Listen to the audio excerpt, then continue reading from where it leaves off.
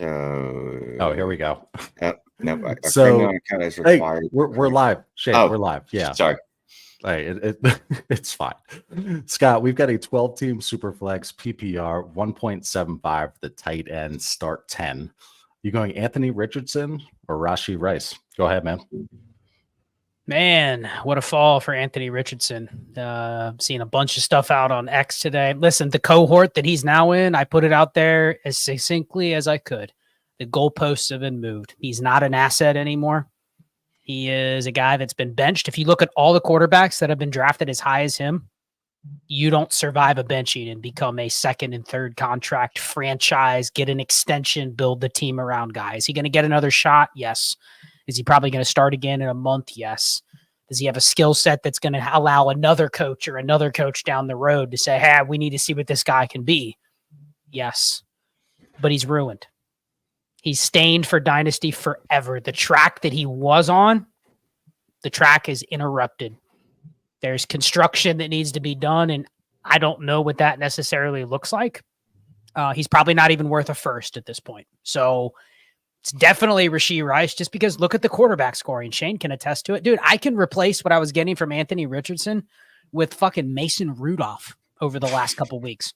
Now, keep in mind, and I just talked about this earlier in the Heisman chat, the biggest detriment thus far for some of my teams that have guys like Anthony Richardson, you know what it's been? That I have Joe Flacco and Jameis Winston. It's a tough I have Jameis Winston on the bench. Right. So not only is Anthony Richardson fucking me by not performing from a fantasy standpoint, he's actually costing me because better options are on the bench. And you're going, man, I would have just started Jameis. And you know how you avoid that decision? You just don't have guys like Anthony Richardson or Justin Fields even on your roster unless you're just planning to go down with the ship. So that's all I would say.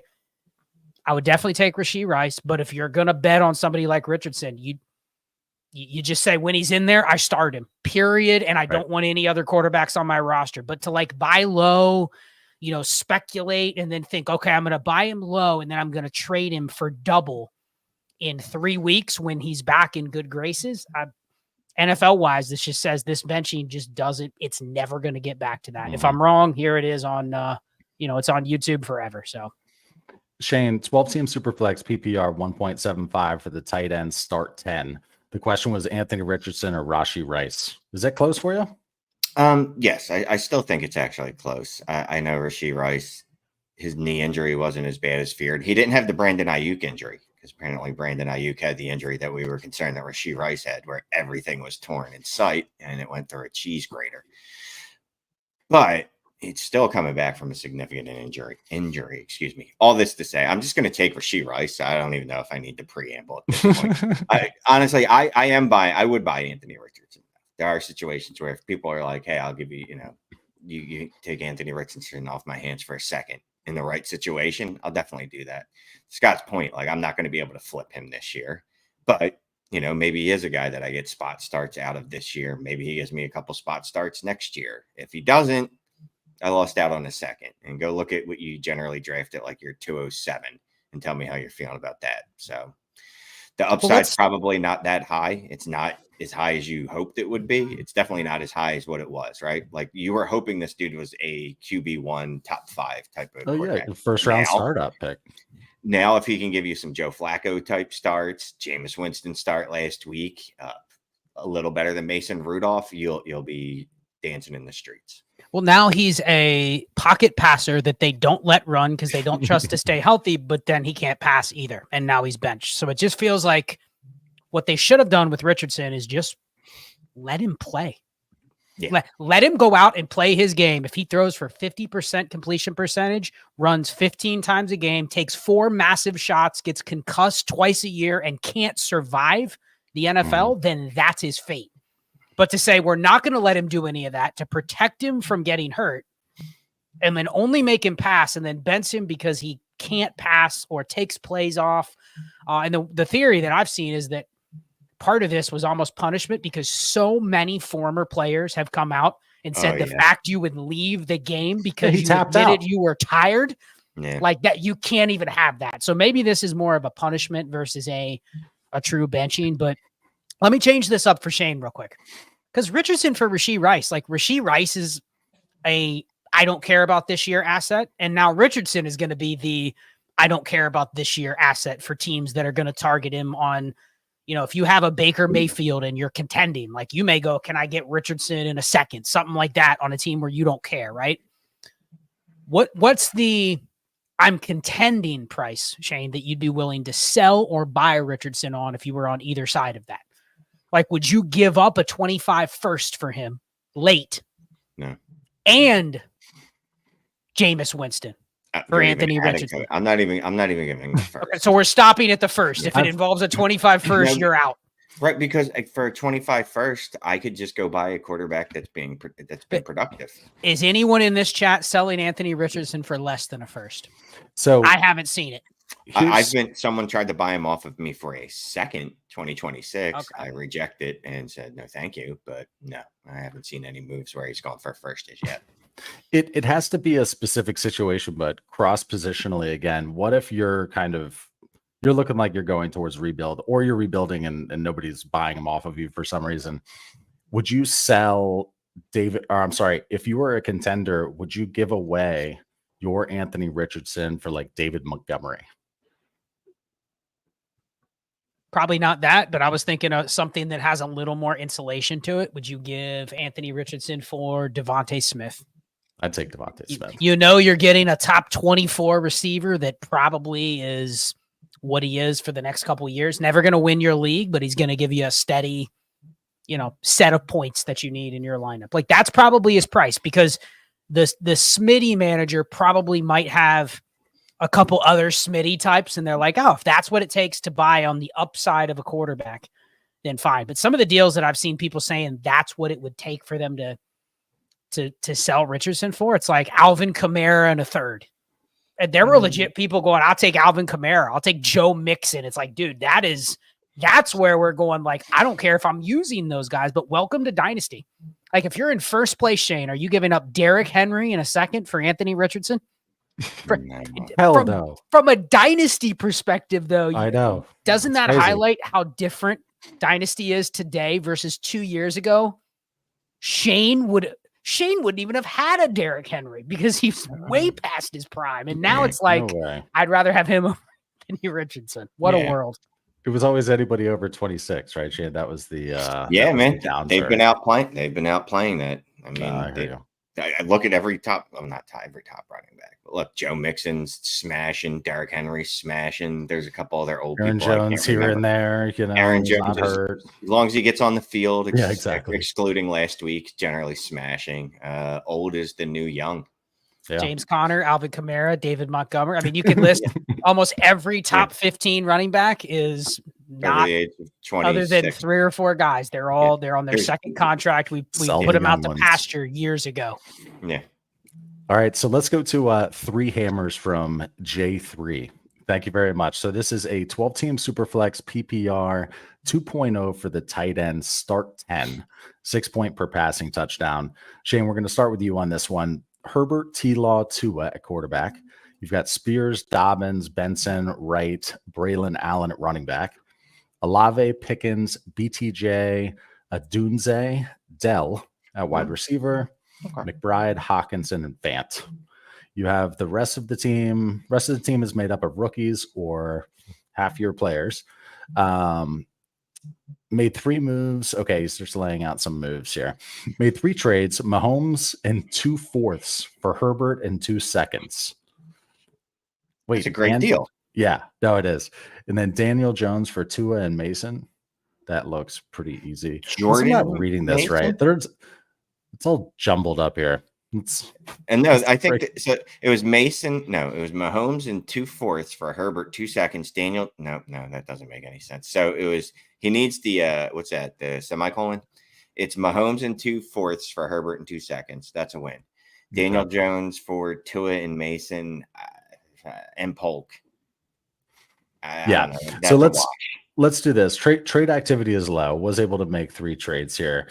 First year out of the startup, plan was to punt, but finds himself 4-3. Buy a running back to compete, stand pat, try to sell Dobbins or Hawk for picks. Just looking for direction, says best dynasty content out there, even though we can't read. Keep up the good work, guys. So let's approach it this way. Let's look at this team. He gave us 3 hammers, 12-team Superflex, PPR, 2.0 for the tight ends. That's legit. Start 10. Shane, what are you doing here? The question was, do I buy an RB to compete? Accidentally 4 and 3. The fact that you're accidentally 4 and 3, just that to me denotes or indicates that maybe you shouldn't be buying the running backs. Again, it's always price dependent, right? It's a 2.0 tight end premium. Like, how high up in the food chain at running back could I get with Noah Fant? Probably not enough that I would like it. So I'm probably just going to sit tight with. Although right now he literally has 1 starting running back, right? Dobbins. That's literally the only running back that he can start on his roster. This might be one of those teams like, where can I shop around? Like, Devin Singletary is going to get a start this week because Tyrone Tracy was concussed last night. Was that last night? It was Monday night, yes. Just last night. Jesus, it feels like it was forever ago. Anyway, he was just concussed last night. So there's literally no chance that he's playing Thursday. Can I go buy Devin Singletary for a 3rd or a 4th for 1 start? Like, I don't know how many 3rds and 4ths you have. If that's what you want to do, I'm willing to spend cheap assets like that. But I don't think I'm willing to spend like an Adunze. Obviously not a BTJ. No. I mean, just to clarify, I mean, all the trades were smashes. I mean, you gave up Daniel Jones for Tua, so you probably bought Tua when he was out. Yep. For a quarterback that was alive. So you got a quarterback that, I mean, Shane's seen Daniel Jones. I mean, how long of a leash is that guy going to get? Apparently, he might get even longer. But anyway, getting Tua for Daniel Jones. You traded Jordan Mason, Jalen Polk in a 3rd for Chris Olave in a 4th. I mean, yeah, hey, you got that 4th for Singletary. Well, no, Jordan Mason. I have a funny story about Jordan Mason. A guy has just been desperately trying to sell him, and it's a draft pick auction league where, the picks turn into auction dollars, right? Mm-hmm. And he would never take anything less than a 2nd and a 3rd for Jordan Mason. And every week, I was the only buyer. I was the team that kept saying, "I'll give you 2 thirds." No, I need a 2nd and a 3rd. And clearly he was still on his roster through week 8. So he wasn't selling him to anybody else. You know what I mean? I knew is this no. I swear to God, we had this exact same conversation. But here's what happened. Here's what happened. He wouldn't sell him for less than a 2nd and a 3rd. And every week I looked at my team and I go, can I win without paying for Jordan Mason? And the answer was almost always, yeah, okay, I have Ray Davis this week. I have this guy this week. I'll just throw in the week Hunter Henry had like 10 catches. He was the guy I threw in over Jordan Mason. Should I trade for Jordan Mason or just start Hunter Henry? I never needed to use him. Now, after he gets injured, and Jordan Mason hasn't done shit for a month, right? Now that he's injured, he's trying to sell him to me for a 3rd because McCaffrey's coming back and they're on a bye. And it held out, and this was a team that's this is one of those 0-8 teams. You know what I mean? Had no business holding the reins out on Jordan Mason. Should have just taken the 3rds, but didn't. So anyway, but yeah, this guy made some great trades. And if all you have is a hole at RB2, is there a better game today than to be able to figure that out if you have some disposable assets to trade? I mean, so trade activity is low, though, is what he put in there. It is the first year out of the startup, so that can make sense if people are a little bit scared. But so Scott's talking about that. One thing's been rattling around in my brain for the last couple weeks. And it's basically, and it does pertain to this, I promise you, just the moving Jordan Mason when you should have, right? I think some of the old school dynasty principles, we were quick to abandon them this year, and we would have been better served to follow them. One of those being when I get a surprise running back that I paid, let's see, what I pay for Jordan Mason, absolutely nothing. I sell them for a profit. Instead of trading away Marv Harrison because his production isn't there, even though his peripherals are, maybe I hold on to him and then he does something like he did last week. I don't know. That's just been rattling around in my brain, so I felt the need to spew it, and it felt like a good time. So there. Well, it was a great time. Go ahead, Scott. I think people sometimes have a hard time understanding what an asset like a backup quarterback or a backup running back actually is. They look at Jordan Mason as he's now dead. But you know what he is? He needs to get healthy, but he's an injury away from being exactly what he was. Yeah, a monster. Not just now, not just week 10, 11, 12, 13, 14. It could be all of 2025 where he holds that same type of designation. Now, the risk is that 2025, they have Garendo, they add another guy. Like all of a sudden, he's not in that next RB up. Same with the quarterback. A quarterback gets in because, the starter went down or they get benched temporarily. Just because things go back to what they were doesn't mean the asset is worth nothing. So I think that's the other thing is it's like Jordan Mason's not worth less than a third now. You buy him for a third now if you wanted, but what you're buying is not a guy that's starting. You're buying something to where later you have a different type of asset to sell. So I think people feel like, oh, I missed my window. Yeah, you probably missed your window if someone's offering you 2 seconds for Jordan Mason and you're 1 in 5 and you don't accept it, right? But just to say, oh, I'm going to cut him now because now he's not the starter. Like he's still worth something to a roster build to where I have a backup quarterback that's good, right? Like he's still worth something to the team based on your build. He's just not an active player right now. And those active players, they damn near change week to week. Yep. Shane, we're going to start with you on this one. And then Scott, you can hit it as well. We have Kingpin_CO from Canada. Thank you very much for the super chat. Super chats are on. We're not going to have them on all night because we want to have this be free flowing. But anyway, thank you for yours. There's like a little dollar symbol near the like button. Hit it while you're down there. 12-team super flex PPR 1.5 for the tight end. Start 11. Record is 7-9. 5th in points for. Team is Purdy, Dimes, Willis, and Trash at quarterback. Bijan, Brees, ETN, Tank, Bigsby, KW3, Charbonnet, and Javante. Lots of running backs there. Tyreek, Reed, Diojon, Pittman, Rome, and then as Hawkinson, Kincaid at tight ends. Mid-25 first. What to do in an awkward spot? Thanks.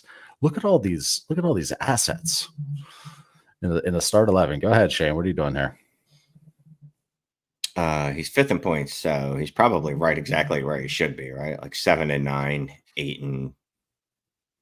8-8. Yeah, that's how that would work. 16 games. Thank you. 8-8, 7-9. He's about where he should be. I'm probably looking to move Brees and Bijan. Problem is Brees, the Jets went back to that confusing giving Braylon Allen 12 rushing attempts and Brees 13 for whatever reason. That doesn't make sense. And guess what Atlanta just did with Bijan last week? It is pretty much the same thing. And I know he gets more passing work, obviously, than Algier. Anyway, all that to say is I probably want to move those two, but the problem is you're not going to get the requisite value for them. You do need a quarterback. How do you get that? Because Reed's not getting it. Diojon is somehow in a worse position than he was 14 hours ago, even though he's with a much better team. Pittman, Rome, Hawk. What do you think here, Scott? Hop in. Yeah, I'm just looking. Sometimes when you get these questions, I try to look anecdotally and see, okay, do I have a similar team like this? Or just look back over the last 8 weeks and figure out what went wrong here. Here's probably what went wrong. You probably played Javante Williams a bunch and he was shitty. And then you didn't play him when he scored 27 points last week. You probably played Travis Etienne numerous times where you thought he was a good play and he scores single digits. You probably rolled Tyreek Hill out there every single week because he's Tyreek Hill and he's your best receiver. And what did he average when Tua wasn't there, Shane? Like 4 points a game or something? No, like 9 points a game. Okay. Oh yeah. Yeah, in a double Tyreek Hill premium league. Yeah. Well, I think this speaks to, and I'm gonna have probably a whole thesis and analysis on this for the season, but this is truly something that we don't incorporate in our questions. It's very hard to actually capture it and measure it. But the more and more I look at a team like this, if this team would have been in a super active league, you probably had too many assets, right? You had too many decisions where you probably started not Malik Willis, the games he was starting, right? But instead you had Danny Dimes. Is Danny Dimes actually a good asset? Or does he just make you feel a little bit better than Malik Willis did, right? So it kind of feels like one of those teams where I bet you if you look at the efficiency of this roster, probably sub 85% in terms of making the right sit start decisions. But the team as a whole is better than what the record is. So what do? I mean, if it's a super active league, like why can't you kind of play it week to week with this team? You know what I mean? Sell a piece that you're not starting this week. I don't know who that might be.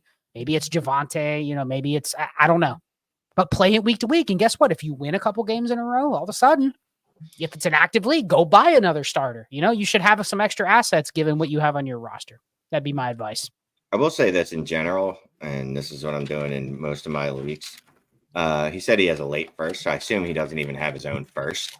Mid first. Well, it could be. His is a mid first at this point. Okay, so depending on the potential points, it could be a top 5 pick. So if it's his first, like Scott said, I'm probably buying week to week, trying to win. Because I'm just pushing in on teams that are like within 2 games of a playoff spot or 2 spots. I'm just pushing in. As long as I'm not spending a valuable asset to do so. Well, Shane, let me ask you this. I love you, Shane. I was thinking about this earlier. I was just walking around the house doing some chores, and literally this is all I think about all day. Is there some merit if you're in even a semi-active league? I mean, you guys know it. In our trades in 5 leagues, like Tuesdays are just active as shit. Everybody's responding to trade blocks. Everybody's responding to the news. Every player that's out for the year goes on the block. Every player that's been benched or is getting a start this week, somebody's looking to move. Doesn't it feel like in those leagues, you can literally play them week to week? And is the only big move you make throughout the year is maybe you fire your first in like a big trade. Mm-hmm. But it feels like a bunch of my teams are like 5-3, 4-4. They're in the mix. And it feels like if I can just get a Joe Flacco or an Isaac Guerrero, you know what I mean? If I can just get one piece that I need every week, if I can just get one piece I need to fill whatever hole I have that week, and I can do it without sending my first yet, why not just play that way if you're in active leagues? But we do, and we've talked about this in the past. We haven't talked about it much, right? That should just be the first question. Like, can you buy a spot start for a third? Because if you can, then you need to just compile them. That's not the word. Stockpile. You want to stockpile them. Like in a trades in 5 league, you could definitely get a spot start for a third, right? So unfortunately, I didn't save my thirds in a lot of those leagues. Bro, I can get you a third. Dude, I go through our leagues, and I'm so pissed that I can't buy like Malik Willis this week because I don't have a fucking third. Other leagues, it's like I don't need to buy him, and I have 5 thirds. You know what I mean? Yeah. It's crazy. But I think it comes down to like in leagues where it's like when Shane and I and a bunch of us are in it, guess what? I'm always willing. I have a team that sucks. Guess what I'm desperate to do? Trade anything you could use for a third. Like there's always people that are on both sides, which makes it easy to play that way.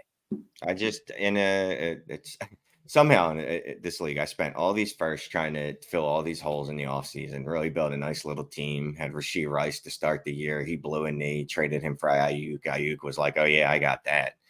Just one of those teams, right? Like everything you do goes absolutely wrong. Somehow I have 5 starting quarterbacks. I have like Russ Wilson, Danny Jones, Jalen Hurts, Andy Dalton, Matt Stafford, and every week, like Scott was talking about, every week I've picked the wrong guy, except for Jalen Hurts. Jalen Hurts is always in there. And then every other guy, wrong guy every week. Haven't started Russ yet. I think I started Russ last night, actually. He didn't score too well. But yeah, like I just moved Matt Stafford and something for like a second and a third because it's just like, you know what, let me just get the assets and just stockpile them because we're going to retry this next year because clearly this isn't the year. It's not happening. But I'm saying all that to say if you have players like that are redundant, and you definitely have redundancy, right, that you can move and you're not using them to start, move them for a pick so that you can buy a start later, like a Cedric Tillman when he pops. Yep. Okay, let's move on to the next super chat. This is from Justin McLaws. Thank you very much. Appreciate it. So we've got one of 3 here. Scott, you're going to take care of this one. It's a 12-team super flex 2.0 for the tight end, start 11.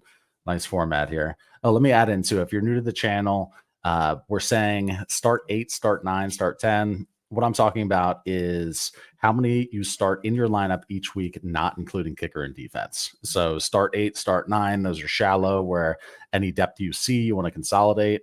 Start 10 is kind of the baseline we go off of. Start 11, like this one right here. That's when the more ancillary names are actually important because they're in your lineup. Okay. So again, 12-team Superflex, start 11, tight end premium. Has a 25 first, not his. A second, third, 2 fourths, all future picks for 26. Let's see. Darnold, Purdy, Minshew at quarterback. Bijan, Jacobs, Swift, Rashad White. And has Marv, Boyd, Wandale, Dobbs, and waiver wire fodder, Noah Gray, and other backup tight ends. Just real quick, if you're new to, raising your hand, if you are new to the channel, you don't need to mention Tyler Boyd ever. Cans will suffice. Yeah. So anyway, or just a picture of a trash. Well, he did say cans that I didn't read with Rashad because I was, struggling generally to read. Oh, he so got the message after the running backs with cans and then proceeded to list all receivers other than Marvin Harrison. I mean, I guess that the ordering on, I would definitely take Dobbs and Wandale over Tyler Boyd, but whatever. Okay, so let's keep going here. Okay, did I already read all these? Yes. Found myself accidentally 5-3. Was originally just trying to compete to drive value out of my 25 first down. Do I make moves to compete or hold course? Go back to the team. I want to talk about an example here. So this is Superflex start 11 tight end premium. Scott, go to the players. Go to the players. Whoops.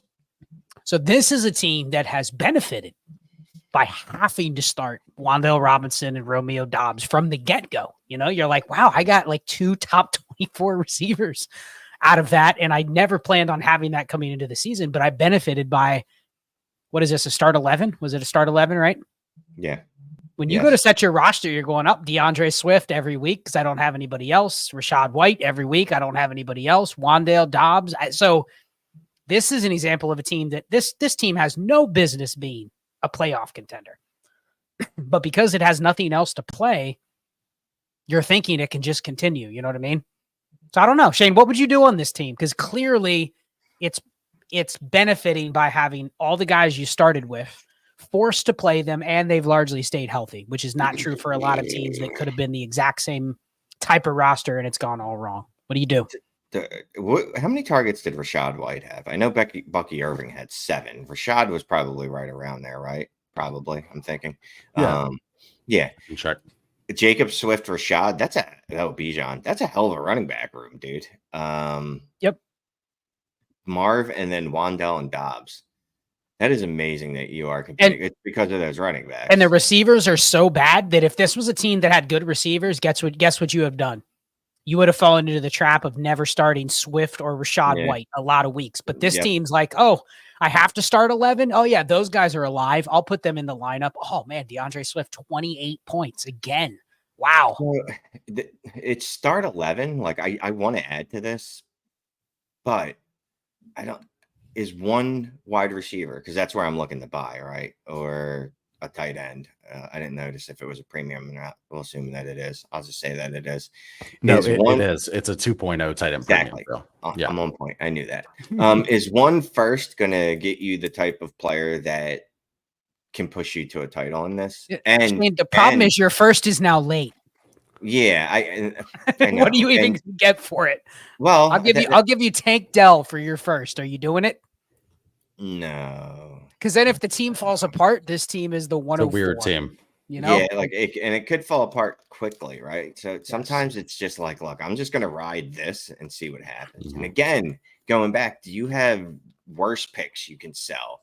Can you sell a 2026 third? Yes. Or I have to keep saying his name, Cedric Tillman. You know what I mean? This is the team that's what I want to do.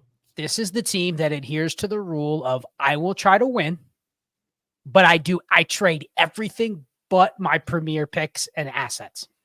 So I don't even care who it is. Can I buy this week? Can I buy Brenton Strange to start him in my flex? And if he hits, he hits. If he doesn't, I spent a third to get him and it doesn't matter. Like that. That's how I would play this team every week. I'm just trying to set my lineup and fill my lineup with a team that could be competitive. Maybe that gets me third place in the end. And if there's no trade deadline and I get to the final four, then I can make a decision. Do I want to sell my first for a decent asset to try to make a run? But most leagues have trade deadlines, so that's an irrelevant strategy, but you get the point.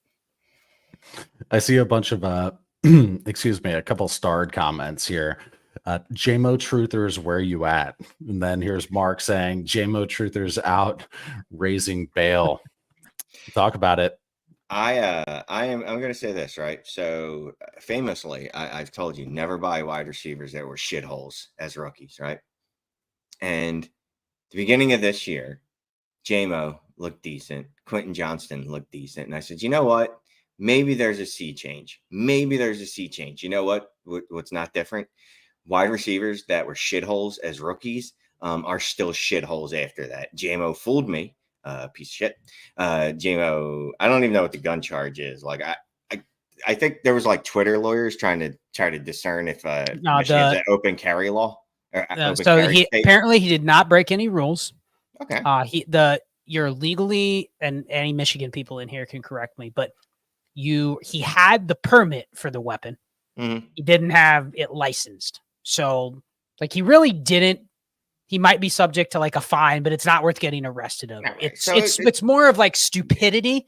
It's almost like maybe a more serious driving without your driver's license being active or expired tags or something like that. And apparently the police chief that showed up or something was a Lions fan. So it was kind of a like, hey, let's not make this a bigger deal. Because as soon as if he actually would have gotten arrested, at that point, the facts don't even matter, right? It's just Jameson Williams arrested, gun. It doesn't even matter what happened. He's cooked.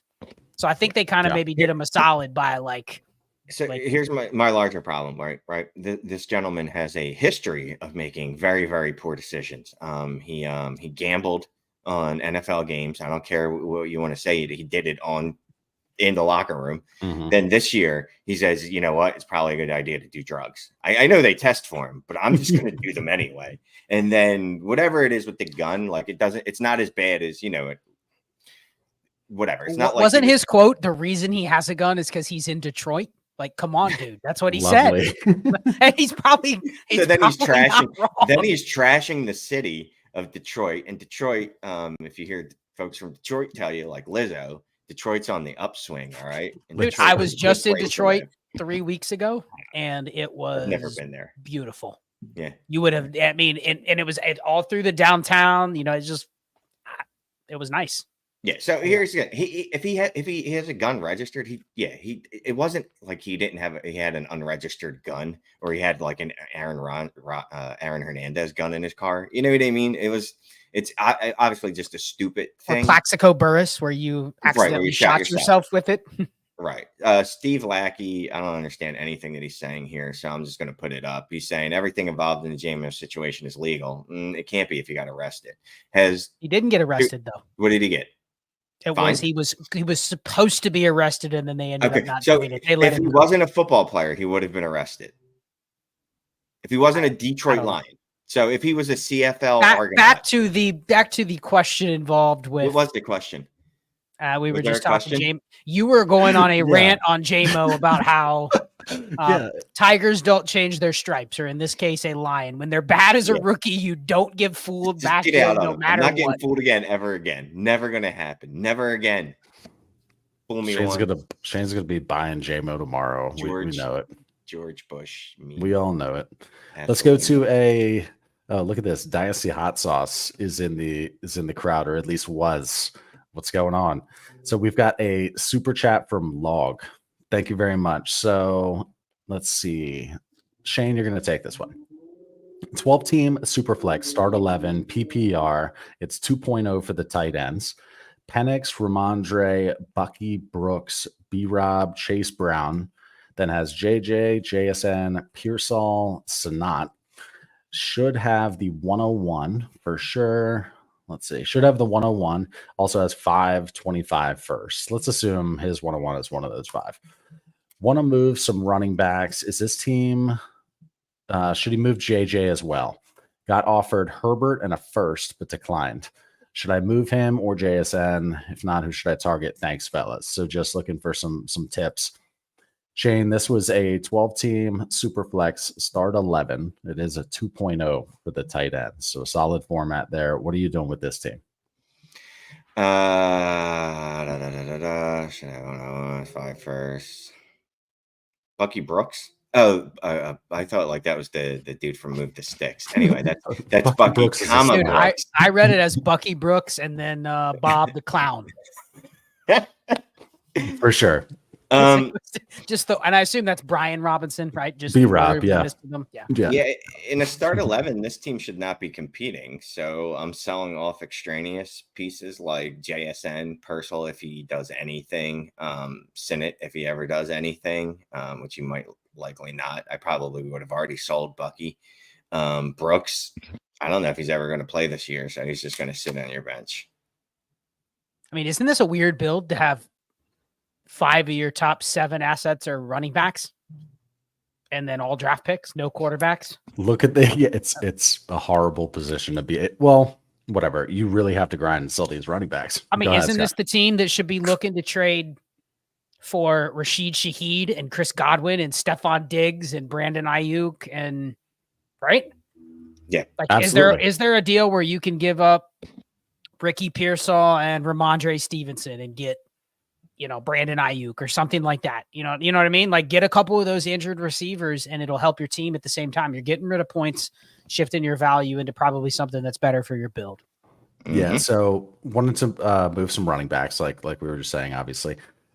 Should he move JJ on this team? Got offered Herbert in a first, but declined. That's a good decline.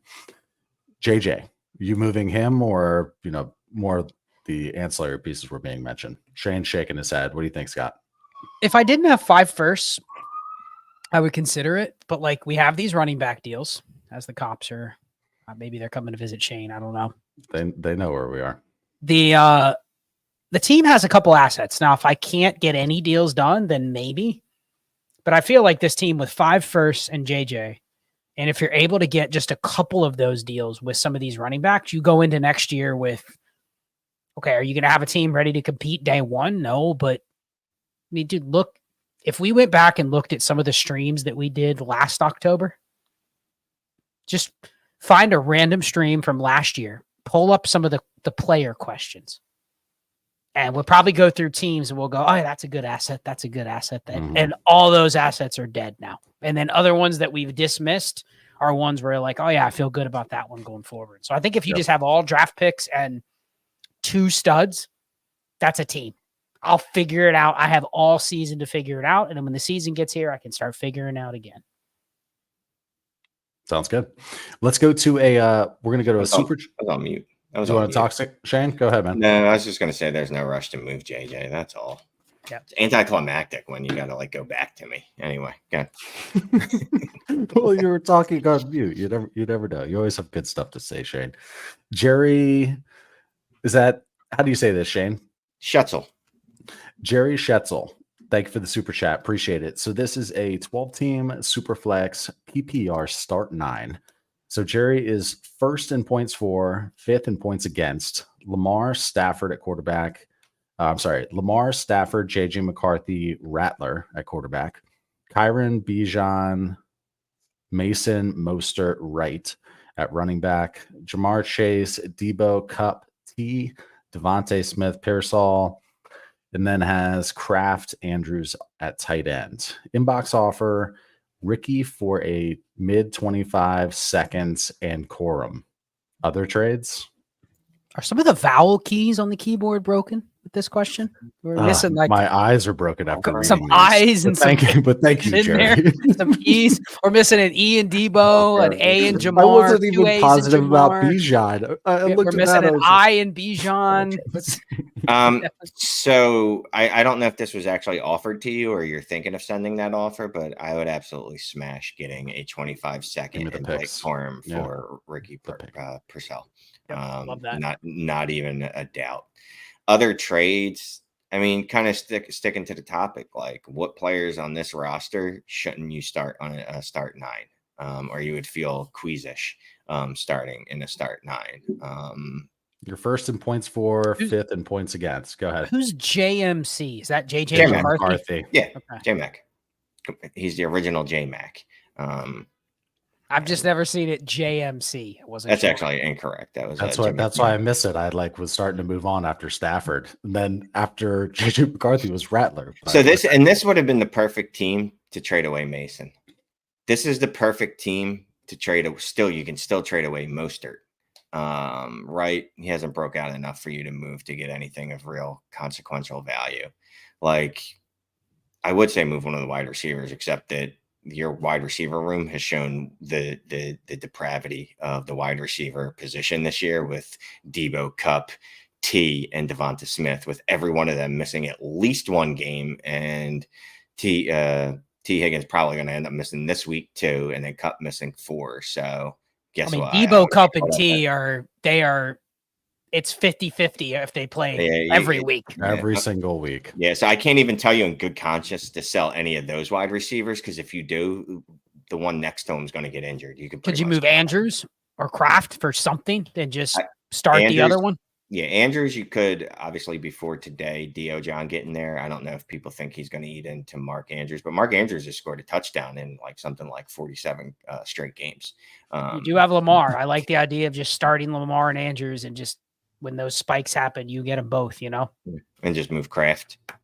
Kraft had another good week, so you could move Kraft. In a start 9 non-tight end premium, though, what would be a realistic thing that could help you move Kraft here that's more valuable than him being a backup tight end to you? Could you add him to something to get something else? Could you add him to JJ McCarthy and get an actual asset? Yeah, I'd be willing to do something like that, because his quarterback room was Lamar, Stafford.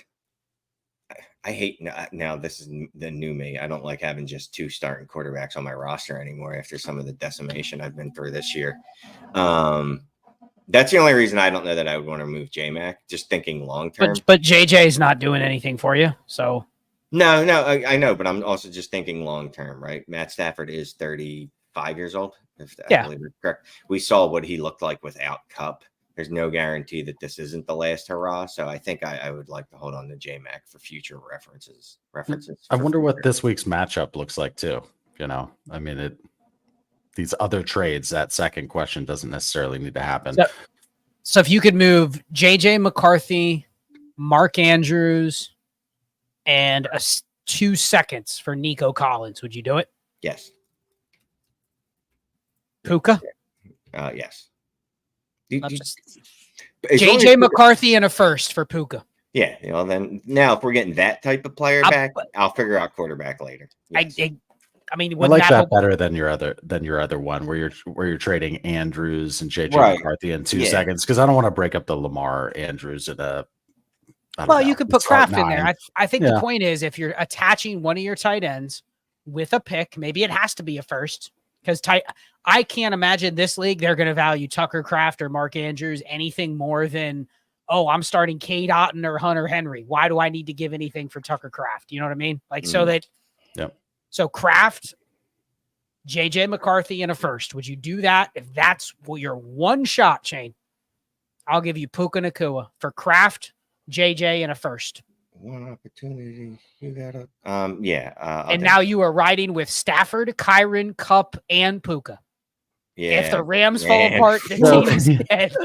So it's your first though. You're saying that you're giving JJ McCarthy first in your points, first. and we're top 3 at this point. Yeah. So just making sure we're talking about yours. Yeah. Okay. And pray the Rams stay in that race. Oh goodness. Man. I mean, look, you saw last week he can support. I mean, that offense can support 2 wide receiver ones. Dude, all of those guys scored 15 plus, and Stafford scored 25. So just get rid of DeMarcus Robinson and just be like, look, chop the points up between the other 2. But yeah, no, if you're going to do it on an offense, that's one of those offenses you'd want to do that on. Okay, let's see here. So let's go to a question from the crowd here. Joe flies. So yeah, Cup of Joe. I see that you have a hammer that you didn't get answered. I'll check on that. But I do have a screenshot of it in front of me. It'll be really tough. I could just cover myself up on the overlay, but there's a lot of words. I don't know if I'm gonna have time to make a banner. Anyway, I will figure that out. Let's go to William with a super chat here. Appreciate it. This is going to start with Scott. 10 team, 1 QB, half PPR. So super shallow here. Kyler at quarterback, Bijan, Ken Walker, Swift, Bigsby at running back, Puka, Wilson, BTJ, Flowers, DK, Pickens, and then has McBride at tight end. No 26 first. Have all other picks. Okay, so let's assume has his 25 first. Any roster construction or any roster structure advice to improve? League action is mid. Thank you, William. Appreciate it. Scott, this is a 10-team, 1 QB, half PPR, man. Yeah, William, thank you for the question. You forgot one key thing here. How many starters, bro? Starters. Let's go with How many 9. starters? Yeah, let's go with 9. If it's 9, 10, 11, here's the problem with this team. You have too many good players. This team is great, but not having any picks outside of, I assume he has his own 25 first, is the way you read into this, right? But no picks after that. Yeah, no. So start I'm reading 8. it So as it's a start 8. Is that what he's saying in the crowd? Start 8. Wow. Start 8. I would be doing the opposite. I'm taking my top 10, 11 players and I'm shedding everything else. And I'm trying to actually give myself a chance to not have to make tough sit-start decisions. I mean, what would you bet, Shane, this team actually captured DeAndre Swift's good weeks? The last 4. You think? Last 4. Yeah. You think started him over Garrett Wilson, Brian Thomas, DK Metcalf, DK? Zay Flowers? Zay Flowers. Zay Flowers has been a roller coaster. William, how many times your have you record? started DeAndre Swift this year? Be honest. How many times have you started him? No, and I'm saying that because Recently, look at the team. every week. If you go to set this lineup this week, Shane, forget about injuries. What's your lineup on this team? Kyler, Bijan, Ken Walker are locks, right? Puka's a lock. Garrett Wilson's a lock. Yes. Nah. I guess. By name, yes, he is. Based on his usage, I mean, he leads the league in targets. Like he's gonna be a lock. Trey McBride, you have to start a tight end. He's a lock with Kyler, right? So you're picking between basically 2 flexes for Walker or for Swift, BTJ, Flowers, DK, Pickens. What are the odds you've nailed that?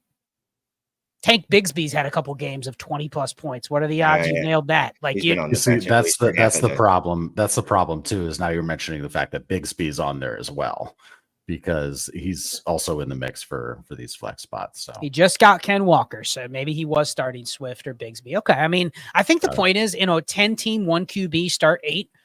Unless you can package a bunch of these players up for upgrades, which is probably unlikely, your next best path is to actually gamble that a non-elite asset on a team like this could be one down the road.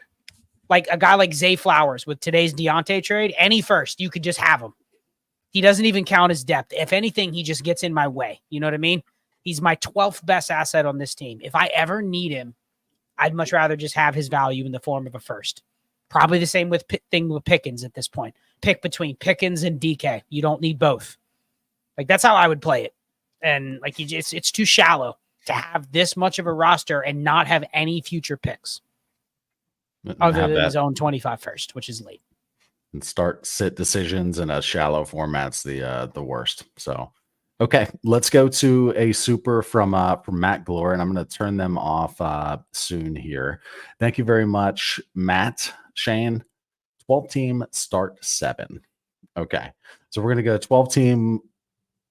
I guess 1 QB. There's no way there's a 12-team super flex start 7. I'm not going to say that. 12-team 1 QB start 7. Quarterbacks, Jaden Daniels, Mahomes, Bijan, Jonathan Brooks, Wright at running back, has Neighbors, Marv, Rice, Dell, and Downs. And then at tight end, Ferguson, Likely.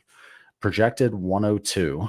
Game plan for the future. Thanks. And then he mentions a couple other bench guys, Polk, Coker, Wilson, Vidal, Burton, and Yosivas. I think all this is first a and super 26 and 27. It is. I think it is a super flex. Matt, confirm if it's super flex or not. I mean, yeah. Oh, 1 QB. Okay, never mind. QB. He's excited about it too. I don't know if you noticed that. Look, Lots of Want you Very be excited. yes. Yeah. No, we don't league shame. Go ahead. Star 7G, Brooks, right? Neighbors, right? Game plan for the future. Can I move Mahomes? Do people Doesn't say everything really? I just said to William apply to this team too? Like, Yeah. Start Okay. 7.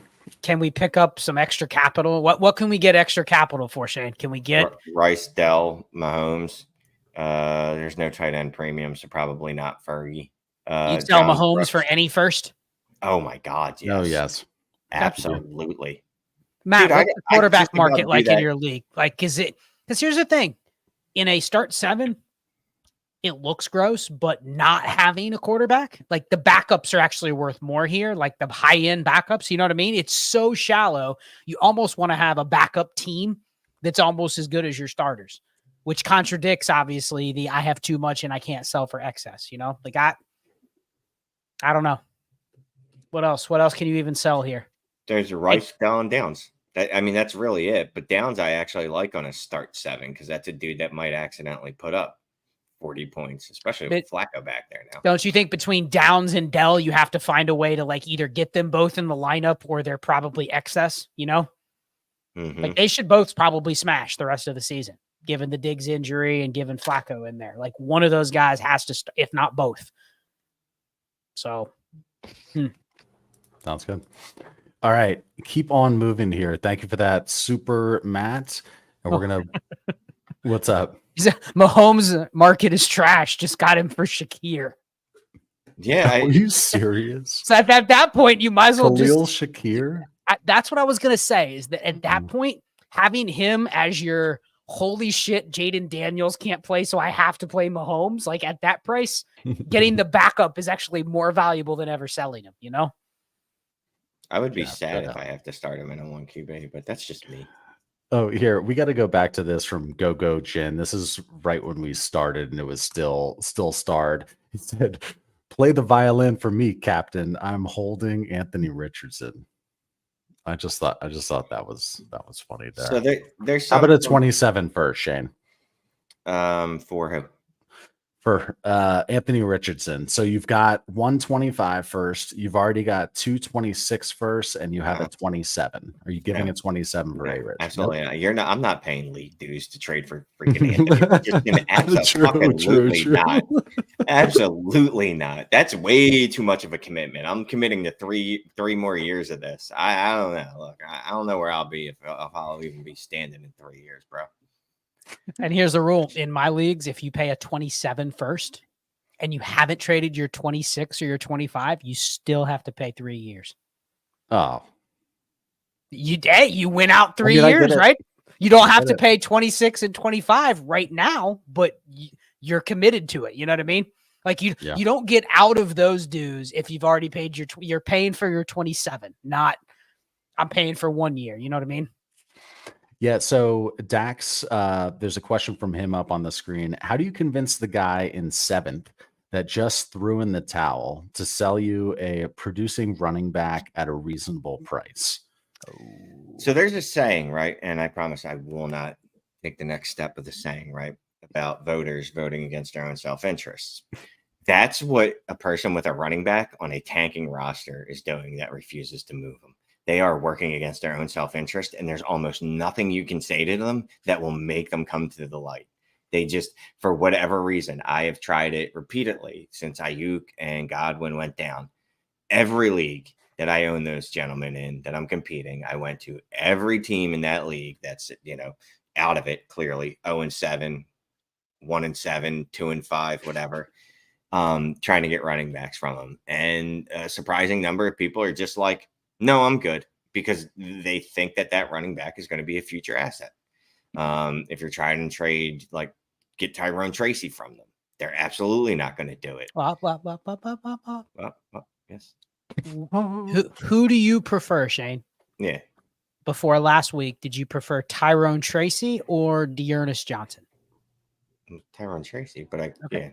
Oh, but my point is when you're trying to buy a quote unquote short-term running back piece, you could lower your expectations. If it is no, think about think of a player name, and when you say I'm trying to buy that player, if at all it comes into your mind, because this has happened to me, where I go and try to buy, maybe it's Isaac Guerrero. If Mason is injured and McCaffrey's not ready to go in week 10, there's a chance, right, where Isaac Guerrero could be a spot starter.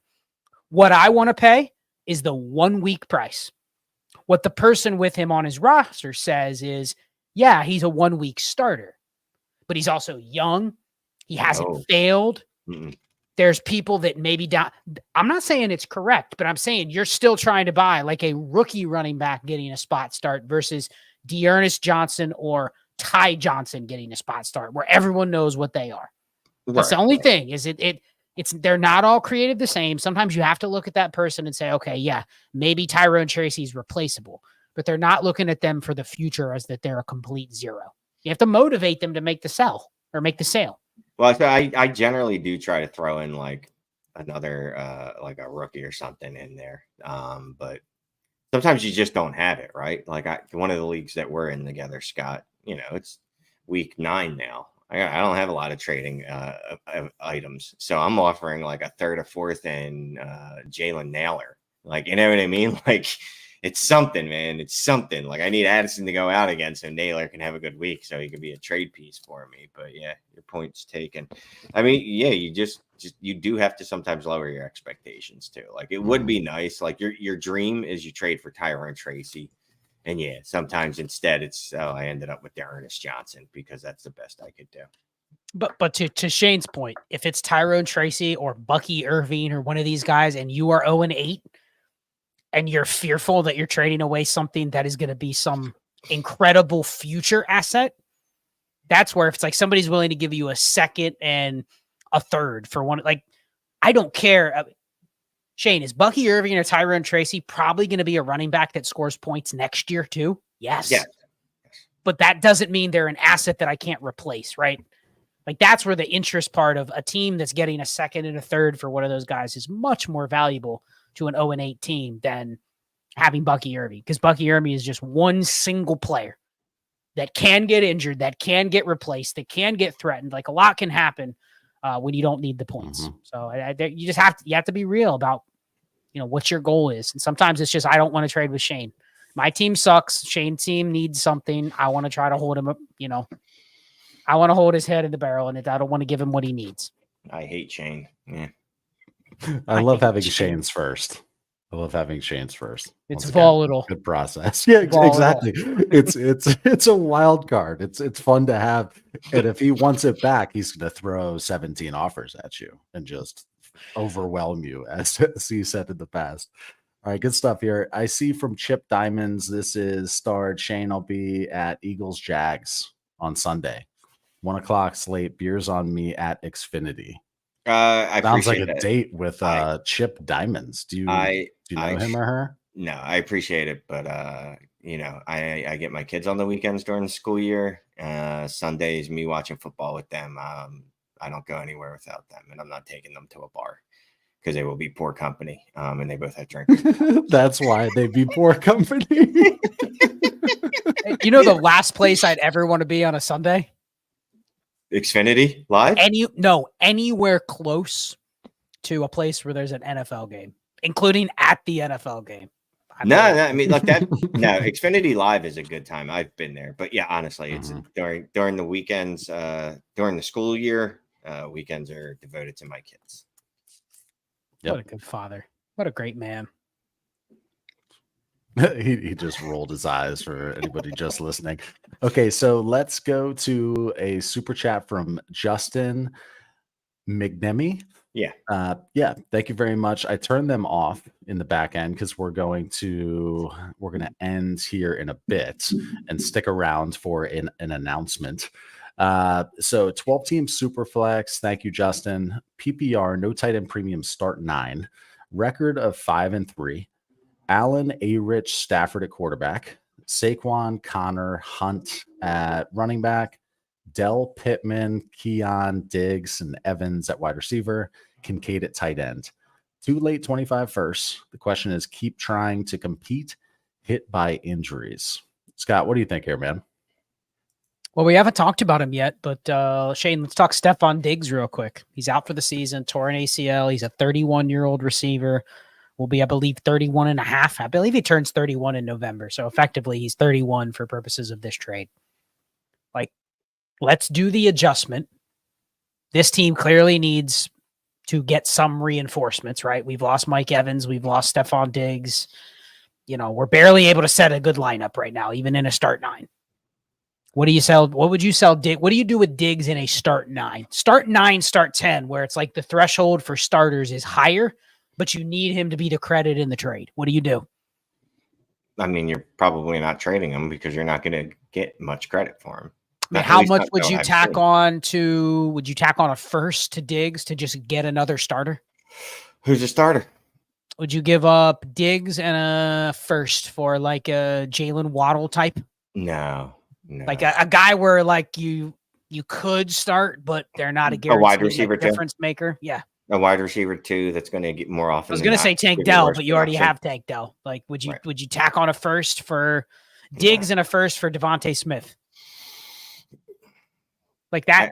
That feels like what you'd have. That's how you have to get rid of Diggs. Otherwise, you're trading Diggs for what? Dearness Johnson. Anything, right? Anything that you could see crack your lineup. Like you're not getting cross positional. Could you cross positional? Could you trade Diggs for Diggs or Devin Singletary? You're competing, right? Yeah. I'm not trading Diggs for a one game start. I'm not doing it. Diggs or Chase Brown. Okay, now we're conversing. But even in a start 9, do you feel good about starting Chase Brown in your flex? No, but well, then again, that's the other thing. So let's just look at his roster, right? So if we're trading Diggs, Stafford, or sorry, that's a quarterback, Saquon, Connor, Hunt, you're starting those 3, right? You're starting Dell, you're starting Keon Coleman, you're starting Evans. Well, not this week, obviously. Pittman, Kincaid. No, you could use another starter. I mean, we're barely. I think we're getting the message on MFL where it's you're one starter shy, and it gives you like the red box when you don't have enough starters. Yeah, and you know what? If you keep hitting enter, doesn't change. How about Rich plus Diggs? What would that be? What would that be acceptable to get me? I'd be okay. I don't have to give up the first in that case. Can I get Devonta Smith in that deal? Okay, so if it was Rich over the first, you'd be willing to take just a flex wide receiver 2 type starter then, yeah? Yep. Okay. All right, let's keep on rolling here.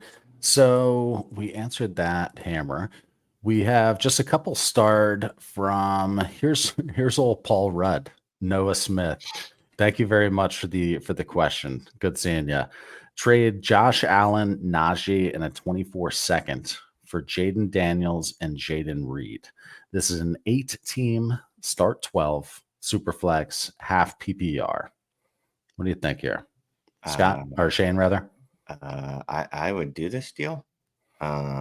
Josh Allen and Jaden Daniels. Look, I know people are still going to say it's 8 games. We just have to buy into Jaden Daniels at some point. He's like Thanos. He is inevitable. He cannot be stopped. And then in a start 8, I'd much rather have Jaden Reed's at least illusion of upside in spike weeks than I would Najee in a 24-second. Yeah, the more that you think about it, like your Najee and Jaden Reed are probably both locked in starters for either team. So this is really like a 2 for 2. Somebody's paying a tax probably because they're getting the running back instead of the receiver. But if you just look at if things go right for me that week, Daniels and Allen probably each other out if things go right. Is that fair? Close enough? Mm-hmm. But then if Jaden Reed hits his 5% outcome, is that higher than Najee Harris's 5% outcome? You know, like in an 8-teamer, yeah, I don't care if Jaden Reed gives me a bunch of 8-point games or 10-point games. Like Najee Harris isn't scoring 35. You know, unless he gets 4 touchdowns like that, that's the only chance it happens. So, I mean, I agree with you. I think that this is more of it's a fair trade. It really is a fair trade, but give me if everything hits right, I have much higher upside on the Reed side. Let's go to Thomas. We have an 8-team start 11 half PPR. Shane, we'll go with you here. Wide receivers are Neighbors, Marv, BTJ, DJ Moore, Amari, Keon, JMO, and Rice. Here's all of what's that. We gotcha. You can say no 4 more times after I read it. Give Neighbors, get Lad an early 25 first and 227 first. Shane was shaking his head, or actually audibly saying no. It's an 8-team start 11 half PPR. You're not giving Neighbors for that. Lad and 3 firsts, one of which early 25. No. No, I'm not giving up Neighbors for that. No. Although, Ladarius has had a couple nice games to coincide with the Chargers letting Justin Herbert throw the football. Interesting approach. But still, no. And look, it's a lot. You're getting 3 firsts for one player, although they're just completely skipping 2026, which is weird. Unless it's like that NBA rule where you can't trade 2 consecutive first-round picks or something like that. But no, I'm going to pass on this deal and just hold on to Neighbors. Thoughts, Scott? You're I mean, it's an 8-team. Yeah, it's a start 11, but it's an 8-team. So, I mean, the threshold of a difference maker is extremely high. So, I mean, the only way I do this is if I can turn around, and now that I have a 25 early first and 227 first, is if I can go and buy, like, can I get, you're not getting Jamar Chase or CD Lamb, but like something like that, and get it for less than what I paid for Neighbors. You know what I mean? Like if I could turn around and turn it into something where maybe I wait 2 weeks and let people fall asleep and forget that this trade went through. And then next week I get, an injured CD or Jamar for they are missing a week or 2. And I get them for a less than a first. And what I got back on, like, that's the only way you do this deal. And that's, you're really hoping, for that break in action, which probably won't happen. So yeah, don't wish that on CD Lamb. All right. It's my most rostered wide receiver. He's on a bye this week, Shane. I think he's good. He should be okay. All right. No, he was on a bye last week. No, yeah, he's not on a bye. Yeah. Right. No, this week. The karma's bad. Yeah.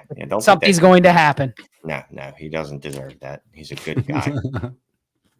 Okay, we're just going to answer a couple more here, but stick around. So Ethan has, let's see, first year, and I got to find that Cup of Joe question and somehow get that into a banner over top of my face, and I'll still read it. But Ethan's first year, 12-team Superflex PPR, 1.75 for the tight end, start 11. Love T-Law May at quarterback, Bigsby Connor at running back, CD, Nico, Olave, Godwin, and then Goddard and Henry at tight end. Scott 7-0 with no 25 picks. What to do with Godwin? Any other moves to win now? And he also adds in that he has Ingram as well. So tight end wise has Ingram, Goddard, and Henry. 12-team Superflex, PPR 1.75 for the tight end, start 11. So decent depth. Yeah, I mean, you look at this team, the fact that it lost Godwin. Nico's been out for a while. Love missed a couple Didn't games. have May. Love's missed time. T-Law's not been great. I mean, this is one of those where I'm surprised this one is 7-0 compared to some of the other ones where I'm like, wow, that team's 500, and I wouldn't say this team's any better. This has got to be the efficiency thing, Scott, like you were talking about that one team earlier where the efficiency must be sub 80. Just be Clay. I still don't get it because Goddard's missed time. Olave has screwed you way more weeks than he's helped. T-Law's been meh. How is this team 7-0, Shane? Explain it to me. So week 1 started Love and T-Law. Love had a really good week, despite the Packers losing. I have no idea what T-Law did. Probably disappointed because that's what he does in his entire career. But Love was able. Love's been able. When Love's played, he's been able. Yeah. T-Law's had some decent fantasy weeks. He has not plummeted you this year. He's given you what you expected. Connor, CD was giving you 14 points a game. Nico smashed early. The first month. Couple big games. Godwin smashed. Olave gave you usable weeks, right? Hunter Henry's had some big games, and you probably were forced to start him because it's a start 11. I've started him in several leagues. God bless him last week. Tank Bigsby, I had no choice because I only have 2 running backs. Tank Bigsby dropped, what do you have, 2 rushing touchdowns 2 weeks ago? And then this week, dude, they went crazy. They targeted him 3 times. 3 times. You know how many targets he had coming into this week? too. They went ape shit and gave 3 targets. Went crazy. So this is an example where when not having depth actually runs in your favor when some of the players you're forced to play actually produce. I don't know what my point was other than that the team said that's how the team got to 7-0. I don't know if there was another part of the question. Can't remember. Well, Scott's human. Loses a train of thought. Okay. Because I was thinking through how that team was 7-0, just looking at the roster, but it looks can be deceiving. Well, here comes another brain. No. Question. This one real quick. The question was what to do with Chris Godwin. That was the question. We didn't answer I knew we were missing something. That's why I lost my train of thought. What to do with Godwin? What are you doing on a team like this, Shane, where you have some injuries? It's a start 11. You're missing Godwin. You can't view him as what he was or what he may be. You have to take 60 cents on the dollar. And a team like this, you don't let him block you getting production the rest of the year, in my opinion. Absolutely. Yeah, he's a movable piece. Like he's literally every week I'm just going, can I move Godwin for something that I can hopefully use for the rest of this season? That's how far I'm thinking out. Would you move him for Jacoby Myers? Yes. I mean, that's a gross trade, but that's the kind of player that, Jacoby should be decent as long as he's healthy. Jacoby had a nice week. He's always been good. He's always been good. This is a solid wide receiver. Considering how bad the quarterback play there, it is impressive. Let's see. I'm still trying to find Coach out. Okay. Let's go to, let's call it 2 more. Kingpin. Here's it's a similar, format. This is a 7-9. So let's figure out if this makes sense. 12-team Superflex, PPR 1.5 for the tight end, start 11. Shane, starting with you. Points. Okay. Looks like record is 7-9, 5th in points for Purdy, Dimes, Willis, and Trash. We didn't already do this one, did we? God, it looks so familiar. Yeah, we already did this one. Yeah, we did this one. Yes. Okay. So whatever we told you to do earlier, do that. Do that same thing. Shane's gonna remember one very minor tweak. Trevor says, if I'm already starting a guy like Eckler in my last flex spot, is it worth it to move Godwin? Yes. I wanted to put this up because it kind of speaks to what we've been talking about. Like, if you have a guy, if Eckler is the guy you're deciding against, I don't hate it. If it's me, I'm probably looking at, am I comfortable playing Eckler in the next matchup or two? And if the answer is yes, then I don't have to trade Godwin, but just understand that the Godwin market is most robust probably over the next couple of weeks. The teams that are looking to get guys like him are probably going to be selling what they have to sell pretty soon. You're not going to look up in week 15, right when your trade deadline is, and the 2-12 team is looking to sell Derrick Henry. You know what I mean? Like they're looking to get their moves done probably right now. So this is probably the time in the next week or two where people are going to be most after Godwin and trying to buy him for, players that they don't want for next year. I will say this: it feels like there's a teardrop after an Eckler type guy. That's the only reason I'm fine moving Godwin right now. Maybe I can get another one of those guys on my roster so that if someone else gets injured, and I don't want to get too much insurance. I know Scott hates that, but just a little bit of insurance, just a little bit, in case something else happens to another wide receiver or Eckler again, who had a concussion earlier this year. Then at least I have someone else I can put in there. Mm-hmm. Okay. Yeah. Can you run this for a second, Scott? I'm making a banner for Cup of Joe here. Yeah, Shane, I don't know the format, but is there a format you would not do this trade? Chat, they offered me Hopkins and Kincaid for Hunt. What y'all think? And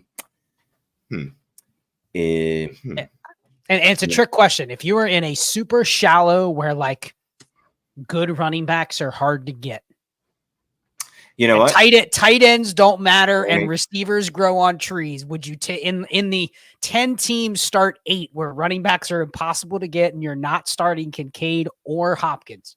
Would you keep the 2 more weeks of Kareem Hunt? And Hunt's wearing down, man. Hunt's quickly when you average 26 opportunities a game at his spot. Kansas City was like, you know what? We're going to get a full 2023 season out of you in 3 weeks in 2024. 100%, dude. They brought him in and said, can you handle us killing you over the next month? And he said, sign me up. Because as soon as Pacheco comes back, you might not even be on the roster anymore, dude. So live it up. Oh, he says it's redraft, so none of the future matters, just the rest of the season. Does that change it at all? Yeah, because I get 2 more weeks to hunt till Pacheco comes back, right? 9, 10. I still am skeptical whether Pacheco actually comes back when they said, because I mean, dude, I know he's been on the treadmill, looks like he's recovering, but like, what incentive do they have to load him up?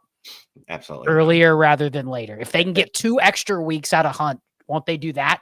Versus risk Pacheco coming back, I think they would. At that point, they'll be 9-0, 8-0. I mean, it's just whatever. The Chiefs I don't know how they keep winning. But anyhow, what's the point? Just a couple more weeks, let Pacheco rest up. So redraft, you'd almost take the mercenary production of Hunt. Yeah, I'll take it. I'll take it because it's at least the next couple of weeks I'll get it. And maybe more than that. And it does not matter how inefficient he is. He is absolutely, his efficiency metrics are trash. They don't trust anybody else other than P. Ryan, random snaps. That's it. Exactly. Well, I saw Carson Steele get a reception last week, and then I never saw him again. So I'm hoping he's okay because I never saw him again after that. But yeah, I'll take Hunt. Oh, that was a lot of bantering. No, I know. Thank you so much. I think there's one more star that Scott can answer. This is a long one that I'm trying to Which one was it, Clay? You must be writing a friggin' novel in here. I am. It's from Alex, I think, just starred in the comments. Let's see. Alex. There's only like 2 left, right? No, I think we're looking at different cues here. Here, let me make sure I select all and copy this message, but I'm going to read it here. Oh, no. Alex, 10-team Superflex start 9. He's got Barrow, JD, AR, CD, Marvin Harrison, Neighbors, Pickens, Olave, Saquon, Etienne, ETN. It's Etienne, no E. ETN, B-Rob. It'd be a chain if there was an either. Etienne, ETN, B-Rob, Hunt, Chubb, Bowers, Kincaid. Sorry. Kink. No Got some kink on this team. All picks other than the 2025 second, plus he has extra seconds and thirds and 25 and 26. And he moves. He's second with points for third and points against 9th. And he moves start 9. Let's just look at his quarterback room. Barrow, JD. Is there any quarterbacks that you are willing to pay up to get better than those 2 right now? No one. I mean, over JD. I'm going team by team, position by position. I mean, let's just start. We have so many extra pieces on this team that there isn't really a spot where you couldn't consider paying for an upgrade. So that's what Shane's getting at. Like, sure. How many quarterbacks do you have ahead of Burrow? Maybe 5, 6. If you can get any of those, try it. Move on. Can I add Anthony Richardson to Burrow to get a better quarterback? They will give you a worse quarterback. They will say, no, you get. I can't add Anthony Richardson, Burrow, and ETN to get me Josh Allen. They'll offer you Bo Nix. Now, what's funny is if you take off those other players, you're closer to making the deal. They might accept it. Do you think trying to add Richardson to the deal turns the other team off? Yes, it does. They think you're not a serious trader at that point. So, can we upgrade it? One of the QBs, one of the 5 better than Barrow, maybe the none better than JD. Your wide receiver room. You know who we got to start over the next month? Kareem Hunt. Yeah. You've got CD, Marvin Harrison, and Neighbors. I don't do anything with that. That's my. Don't do anything with Achane and Saquon. Mm-hmm. Absolutely not. Don't do anything with Bowers. No, absolutely. Or Jaden Daniels. Everything else can go, and that is 2/3 of your starting lineup that is locked. Everything else is on the table, right? For upgrades, consolidation. Yep. Kincaid, some monster package of Kincaid, Burrow, and I don't even know what for Jalen. No, not Jalen. Alex, I'll just tell you this. The best thing your league can do is force you to stick with this roster and actually pick the team every week. Yes. That the worst thing they can really do for them is to trade you all the other studs because you have so many pieces. Like there are weeks, Shane, when he had extra quarterback the backups potentially could beat the starters.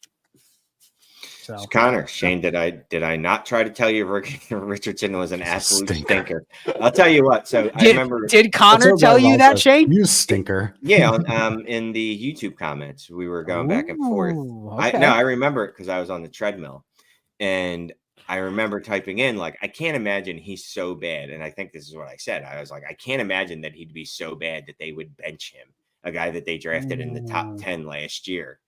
And I was incorrect because he's been so bad that they absolutely benched him. Yeah, Connor said he sucked, but he said it more eloquently than that. But the gist was AR is not good. And it looks like he is winning that argument right now, yes. Okay. All right. I'm going to go to Cuppa Joe. Thank you very much for the 2 hammers. Sorry for missing it the other day. So this is a 12-team Superflex PPR start 9. Jordan Love, Caleb Rattler at quarterback, Tank Algier Chuba at running back, Dell no longer has Diggs. So Dell, Dobbs, Rome, Olave, Shakir, and then Gesicki and McBride at tight end. 3 firsts, 4 seconds, and 3 thirds all in 2025. Record is 3-9. How is that a thing? Well, because Caleb was absolute 3-9. That's 12. Wait, how yeah, many games it's a math thing for me. That was after week 6. Okay. Started off slow. Got it. Yeah, that makes sense. Okay. Traded Jared Cook for 3 seconds and then Ramondre for a first. So this was back in the day a bit. What I thought is we could just take a peek at this, but then look at his current roster and give him ideas. So I want to shit all over him for trading James Cook for 3 seconds, but then he got a first for if it was Jared Cook, that was back in the day. Did I say Jared Cook again? You did say Jared. Ah, that's awesome. I used to do that a bunch. Little known fact: Jared Cook is actually James Cook's dad. Bet you didn't know that because it's not true. So first of all, I hate the James Cook for 3 seconds trade, but then I love the Ramondre for a first trade. So if you look at this in totality, if you got a first and 3 seconds for James Cook and Ramondre, it's not that bad. It's not bad, right? Especially if you don't value the running back position or you're scared of them. There was some other part to this. No, so that was basically what I put together, even though it took me an hour. Let's look at this team. Love, Caleb Rattler at quarterback. That's a nice room, right? In a 12-team start 9. Well, not Rattler. Rattler's absolutely atrocious. I had to mention Rattler there, though. No, Rattler set the record for like getting in there, being.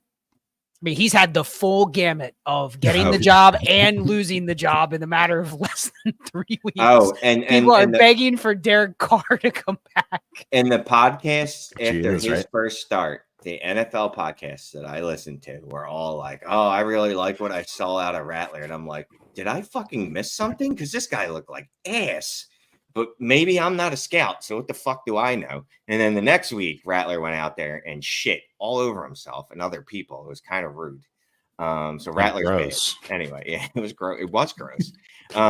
So Love and Caleb, that's a good QB room. But the problem is again, this is why your record is what it is. Love missed 3 games, and Caleb was not good for the first, at least fantasy wise. Oh, the first couple weeks when you didn't have Love and you were starting Caleb, you were getting 5 points, less than 10 points at quarterback. Yeah, it wasn't great, Bob. It was not great. So what do you want to do here, right? You already have 3 firsts. You could try to sell. The problem is you're rebuilding. So who are you going to sell Diggs to? I mean, is there another rebuilder that's going to be silly enough to give you? No, but I would be willing to sell pretty much everything other than Love, Caleb. I mean, hell, even Olave. It's not a premium. Non-tight end premium. Olave, McBride, even a Dunze could go depending on the deal. Yeah. Like it's really, I'm building it. Maybe I keep a Dunze because I have Caleb, but like everything else completely open. Tank Dell's got to go now that the Diggs loss will probably help you sell Tank Dell. He can go. Good call. So yeah, everything can go. This team's probably, I'm guessing it's probably not any better than 3-9. Maybe it's gotten a couple wins. I don't know. Maybe it's 6-10, something like that now. Maybe. Yeah. Sounds about right.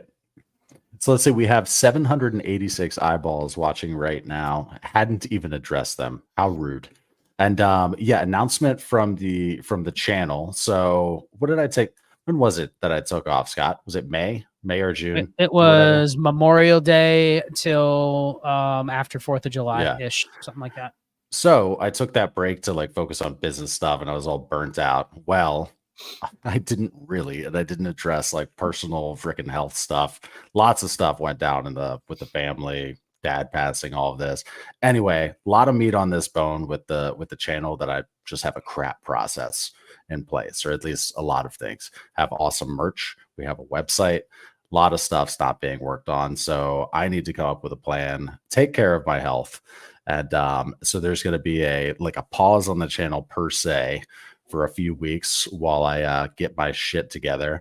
Buy Me a Coffee is back open. It's just not going to be answered on a Tuesday live stream. So these Tuesday streams are paused. You can find all of Shane and Scott's stuff obviously over at DD. But yeah, that's a good amount of rambling, but it's a pause. The channel ain't going anywhere. I need to rebuild.